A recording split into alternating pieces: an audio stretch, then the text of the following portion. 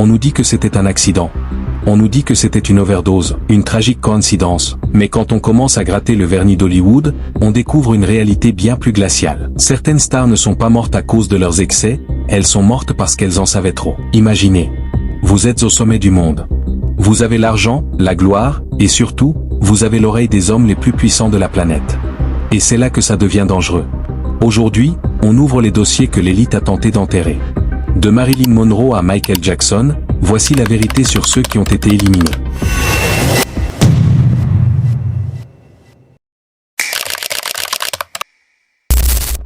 « 5 août 1962, Brentwood, Los Angeles.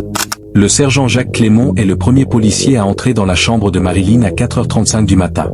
Ce qu'il voit ce soir-là va le hanter jusqu'à sa mort. Le corps de l'icône est nu, allongé sur le ventre, les mains tendues vers le bas, d'une rigidité suspecte. Mais c'est la table de nuit qui l'interpelle, des dizaines de flacons de Nambutal et de chloral hydrate sont parfaitement alignés. Pas un seul verre d'eau n'est présent dans la pièce. Comment Marilyn aurait-elle pu avaler plus de 40 pilules sans une goutte de liquide? Creusons le contexte. Marilyn n'était plus la blonde idiote des studios. Elle était devenue une femme politiquement éveillée. Elle fréquentait Robert Kennedy, le procureur général, et son frère, le président JFK. Elle avait accès aux oreilles les plus puissantes du monde. On sait aujourd'hui qu'elle notait tout dans son célèbre petit livre rouge. Ce journal contenait des notes sur le projet Cuba, les liens entre la mafia et la CIA pour assassiner Fidel Castro, et des secrets sur les essais nucléaires. La veille de sa mort, elle était furieuse. Les Kennedy l'avaient délaissée. Elle a appelé son ami Anne Carger et lui a dit « Je vais faire une conférence de presse lundi. Ils ne me traiteront plus comme un morceau de viande. » Le lundi n'est jamais arrivé. Le rapport d'autopsie du docteur Noguchi est accablant. Aucune trace de résidus jaunes de capsules de Nambutal dans son estomac ou ses intestins. La conclusion médicale est mathématique, le poison n'est pas passé par la bouche. On lui a administré une dose létale par injection ou par un procédé externe alors qu'elle était inconsciente. Pourquoi ? Parce qu'un journal rouge entre les mains de la presse aurait fait tomber la Maison Blanche.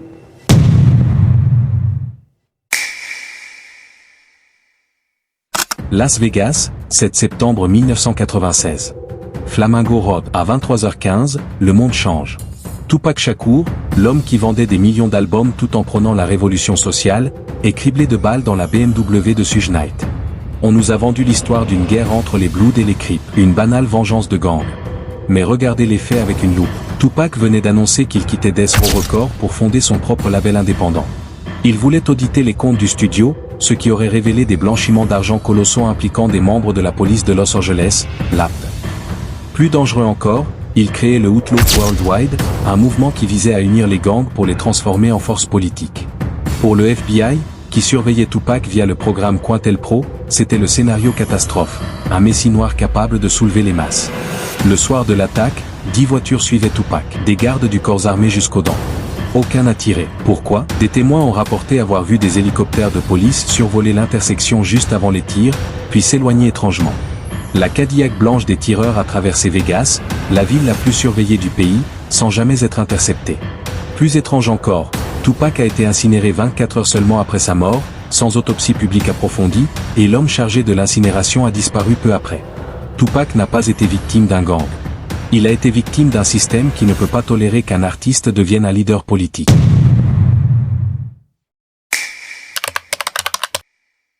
« 31 août 1997. Le tunnel de l'Alma à Paris devient le théâtre du crime le plus célèbre du XXe siècle. On a blâmé Henri Paul, le chauffeur, en disant qu'il était ivre comme un Polonais.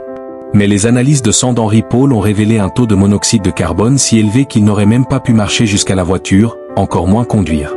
Ces échantillons ont été soit échangés, soit falsifiés. Parlons de la Mercedes S280.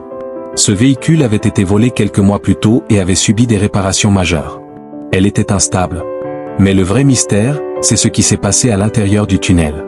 Des témoins, dont un chauffeur de taxi, ont vu une lumière blanche intense, un flash aveuglant, dirigé directement vers la Mercedes juste avant l'impact. C'est une technique signature des services secrets, le MI6, pour provoquer un accident sans laisser de traces de balles. Pourquoi Diana? Elle était sur le point de transformer la monarchie britannique en un sujet de scandale mondial. Elle voulait révéler des secrets sur les ventes d'armes internationales, selon certaines sources, elle était enceinte d'un héritier musulman. Pour l'establishment britannique, c'était une menace existentielle. La Fiat Uno blanche qui a percuté la Mercedes appartenait à James Anderson, un informateur des services secrets. Quand il a voulu parler, on l'a retrouvé carbonisé dans une voiture dans une forêt isolée. Les portes étaient verrouillées de l'extérieur, mais la police a conclu à un suicide. Diana n'est pas morte d'un accident de paparazzi. Elle est morte d'une exécution géopolitique millimétrée.